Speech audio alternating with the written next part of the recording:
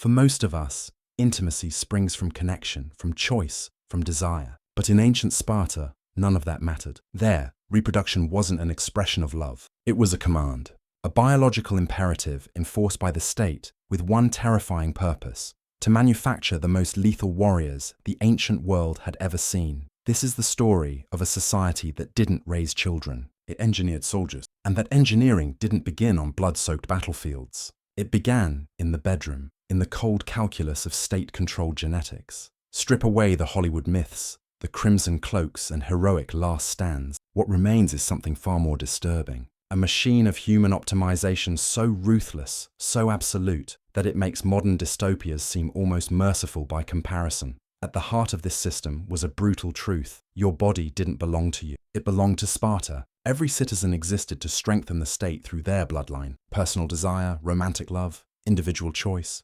Irrelevant. Dangerous even. The government controlled everything. Elderly magistrates, men scarred by decades of warfare, examined young males like livestock at auction. They evaluated height, musculature, lineage. Was he tall? Broad-shouldered? Born of decorated warriors? She needed wide hips, a sturdy frame, evidence of fertility. Beauty mattered only as a marker of genetic superiority. Marriages were arranged with clinical precision. Strategic pairings designed to produce optimal offspring. Love wasn't just unnecessary, it was actively discouraged.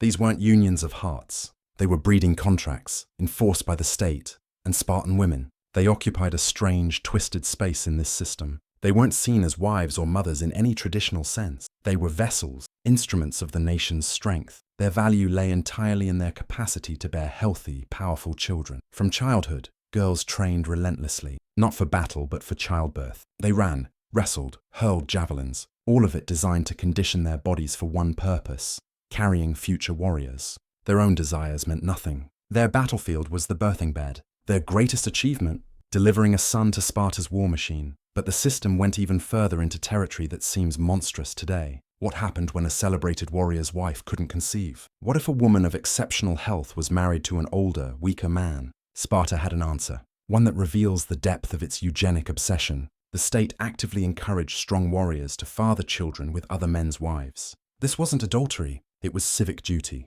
A woman's womb could be loaned in service to Sparta, and frequently, her husband not only permitted it, but celebrated it. Producing a genetically superior child, even by another man's seed, brought honor to the household. Concepts like fidelity, like love, like personal autonomy were crushed beneath the weight of state eugenics. The goal was never happiness, it was perfection. Genetic optimization at any cost. When a Spartan child finally entered the world, there was no celebration. There was only examination. The newborn wasn't placed in its mother's arms. Instead, it was carried to a place called the Lesh, a gathering hall where aged warriors, known as the Gerousia, waited. These men had survived countless battles. They looked at life through eyes that had witnessed death 1,000 times. They examined each infant without emotion. The baby lay naked, trembling. They inspected its legs, its spine, the strength of its cry. Every imperfection, every sign of weakness could seal its fate. To Spartan logic, this wasn't cruelty. It was necessity. They were a small warrior caste surrounded by enemies and enslaved helots who outnumbered them 10 to 1. In such a world, weakness endangered everyone. A frail infant wasn't merely a burden, it was a threat. Mercy today could mean destruction tomorrow. The council's decision was absolute. If the baby passed, it returned to its family. Not as a son, but as property of the state, already marked for military service. But if the elders ruled against it, the infant's fate was sealed. It wasn't executed by sword or drowned in a river. Its end came through something colder. The baby was carried to the barren slopes of Mount Taygetus, to a chasm called the Apothetai. There, exposed to wind, frost, and predators, it died slowly, unseen and unspoken of. To Spartans, this wasn't murder. They believed they were returning to nature what nature had produced imperfectly, a grim offering to collective strength. Surviving that first inspection was merely the beginning. From birth, a Spartan child's life became a slow march toward warfare, and the state's demands didn't end. Parents were obligated to continuously produce new bodies for the war machine. Sparta practiced what we would later call eugenics centuries before the term existed. The belief that humanity could be perfected through selective breeding wasn't born in 20th century laboratories. It was born here, in these rocky hills, and it wasn't driven by hatred, but by ruthless pragmatism. To maintain this system, the most intimate human act became public duty. Men lived from age 7 to 30 in communal barracks among their comrades. Husbands would sneak away under cover of darkness to lie briefly with their wives. Hurried, silent encounters before vanishing at sunrise to avoid punishment. There was no household life, no time to nurture affection. The wife remained a stranger, chosen for her genetics, not her heart. Their coupling had one purpose: conception. Once pregnancy was confirmed, the man returned to his true family, the army. The system was engineered to crush emotional attachment, ensuring devotion only to Sparta. Strong family bonds were viewed as potential betrayal. Romantic love, a dangerous distraction. Those who refused to marry or reproduce faced punishment. A man who remained single past the required age was branded disloyal. During festivals, these men were paraded naked through freezing streets, forced to sing mocking songs about their failure. They were denied the honors granted to respected elders, treated as outcasts. The cost of this ideology was immense. Compassion faded. Generation after generation learned that tenderness meant weakness. That motherhood wasn't love, but service. Children didn't learn affection from parents. They learned obedience from trainers. Mothers handed their 7-year-old sons to the state with only a whispered command: return with your shield, or on it. That phrase wasn't empty bravado. It was the culmination of a culture that had erased maternal love and replaced it with fanatical devotion. At 7 years old came the true creation of the weapon. The state that engineered his birth now claimed full ownership. This was the agoge, the harshest training program ever devised. A system that shattered children and rebuilt them as perfect warriors. Imagine it. You're 7, torn from everything you know.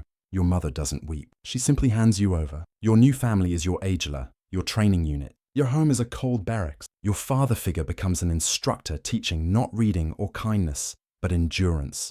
You won't live in a home again until you're 30, and by then the concept will mean nothing. The first lesson was brutal in its simplicity. Comfort is the enemy. Boys slept on beds they made themselves from reeds torn by hand from riverbanks. No tools allowed. They wore a single rough tunic, the same garment for scorching summers and freezing winters. And above all, they were kept constantly hungry. Rations were deliberately meager, calculated starvation designed with mathematical precision. But this deprivation served a purpose. Boys were ordered to make up the difference through theft. In Sparta, stealing wasn't a crime, it was education. It taught stealth, patience, daring. A warrior who couldn't slip unseen into enemy territory was worthless. So boys learned to move like shadows through their own city, scavenging like wolves. But if caught, punishment was merciless. Savage beating, not for stealing, but for the incompetence of being caught. Success justified everything. Failure had no excuse. This wasn't training soldiers. It was manufacturing predators. Fear, cunning, stripped of ordinary morality. In their world, right and wrong dissolved into one question: did you succeed? They learned to lie, to vanish, to exploit weakness. They were brothers, yes, but brothers bound by pain, rivalry, and fear. Starvation and theft were only the beginning. The real war was waged inside the mind. Sparta needed more than muscle. It needed minds honed like blades, spirits emptied of self. Their weapon was silence. Our word laconic, meaning brief in speech, comes from Laconia, Sparta's region. Spartan children learned that words were tools, not toys. Idle talk, foolish remarks, pointless questions brought punishment. Teachers hurled questions demanding sharp, precise answers. Hesitation meant pain. Sometimes an instructor would bite an offender's thumb. A small but unforgettable lesson. Yet the worst cruelty didn't come from elders. It came from each other. Older boys ruled younger ones like tyrants. At meals they launched verbal ambushes. Who is the bravest man in Sparta? Is theft honorable? There were no right answers, only traps. Every stumble invited ridicule or blows. This wasn't random bullying. It was institutionalized cruelty, state designed to forge minds that stayed cold under interrogation or chaos. Rivalry was fuel. Trust no one. Expose weakness. Hide your own. All this led to one of the most horrifying rituals, the ceremony at the altar of Artemis Orthia. Cheeses were placed on the altar. The task seemed simple: run, seize them, escape. But reaching the altar meant sprinting through a gauntlet of whips. Leather lashes tore flesh with every step. The true test wasn't about stealing cheese. It was about enduring agony without breaking. To cry out meant disgrace.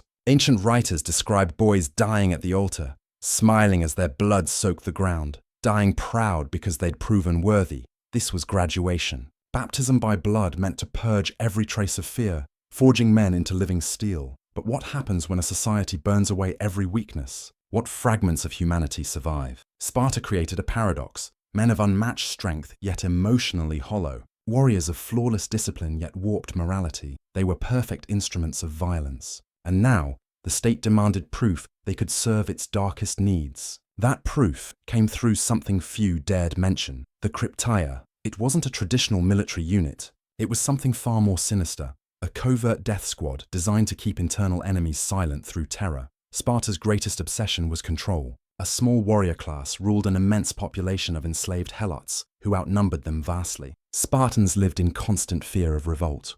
Their answer? Calculated, preemptive terror. Each year, elite graduates from the agoge, the strongest, most cunning, most ruthless, were sent into the countryside with only a dagger and minimal food. They were ordered to hide by day, move by night, and kill without hesitation. Their targets helots, but not random ones. The boldest, the most capable, those who might one day lead a rebellion. These young men became the scythe cutting down any stalk taller than the field. This was their final exam. Murdering unarmed men under cover of darkness wasn't combat. It was psychological surgery, brutal proof that mercy had been completely erased. They no longer killed from rage or defense. They killed because the state declared it necessary. To make it legal, Sparta's ruling magistrates formally declared war on the helots each year. Once designated enemies, helots could be slaughtered without it counting as murder. The Krypteia weren't criminals. They were soldiers executing state policy. By the time his dagger was stained with blood, the Spartan's transformation was complete. But what had he become? Defender of civilization, or its most efficient predator? At 30, he could finally leave the barracks. But freedom was illusory. A new duty awaited: reproduction, raising the next generation for Sparta's machine. The killer now had to become a father. His bride, chosen by the state, wasn't submissive. She was his equal in strength and conviction. Spartan women weren't victims of this system. They were its pillars. While boys endured the agoge, girls entered equally rigorous training. In a Greece where women were typically confined and silenced, Spartan women stood apart. They were educated, physically trained, taught to manage property. Why? Because Sparta's focus wasn't comfort, but breeding strength. Everything served one purpose: forging perfect warriors. Even Plato, observing from Athens, admired this, but he misunderstood. The aim wasn't equality, it was efficiency, reproductive precision. Spartan women were molded to suppress tenderness and replace it with fierce patriotism. Their worth was judged by the caliber of warriors they produced. They became legends of cold discipline. When news of defeat reached the city, other Greek mothers wept. Spartan mothers asked only, "Did we win?" One tale describes a woman who killed her own son for returning home in disgrace. Marriage wasn't an act of love. It was engineered ritual resembling abduction. The grooms seized his bride at night. Her attendants shaved her head, dressed her in men's clothing, left her waiting in darkness. He came secretly, fulfilled his duty quickly, returned to barracks before dawn. This strange ceremony ensured emotional detachment. Brief secret meetings kept domestic affection from interfering with military loyalty. The state believed this maintained passion and increased conception rate. Two products of indoctrination joined in darkness, bound not by love, but decree. Their mission: reproduce strength, the human assembly line of Sparta. Yet within this perfection lay slow poison. For 3 centuries, the machine worked flawlessly. Sparta dominated Greece, but the flaw that destroyed it wasn't foreign. It was bred into the system itself. First came demographic collapse. Ruthless eugenics created a narrow gene pool. Every warrior lost in battle was irreplaceable. Other cities could raise new armies. Sparta couldn't replace its equals. Their elite exclusivity became fatal weakness. They were breeding themselves into extinction. Second was inflexibility. The agoge created impeccable soldiers but not thinkers. They could follow orders flawlessly but not innovate. As warfare evolved, their rigid system remained frozen. They were perfect soldiers trapped in a world demanding generals. The final blow came with success itself. After defeating Athens, Persian gold flooded their city. Wealth corrupted their iron discipline. Land ownership concentrated. Greed replaced austerity. Spartans who once despised luxury became enslaved by it. Then came Leuctra. Theban general Epaminondas shattered centuries of invincibility. Instead of spreading forces thin, he concentrated his left wing 50 men deep and rammed it straight into Sparta's royal guard. Innovation crushed rigidity. For the first time in living memory, a Spartan king fell in battle, his army annihilated beside him. With hundreds of finest warriors dead, Sparta's military caste was crippled beyond recovery. The empire that had terrified Greece faded into irrelevance. By the Roman era, Sparta had become a curiosity, a living museum where travelers watched reenactments of brutal customs. In the end, this tale is more than history. It's warning: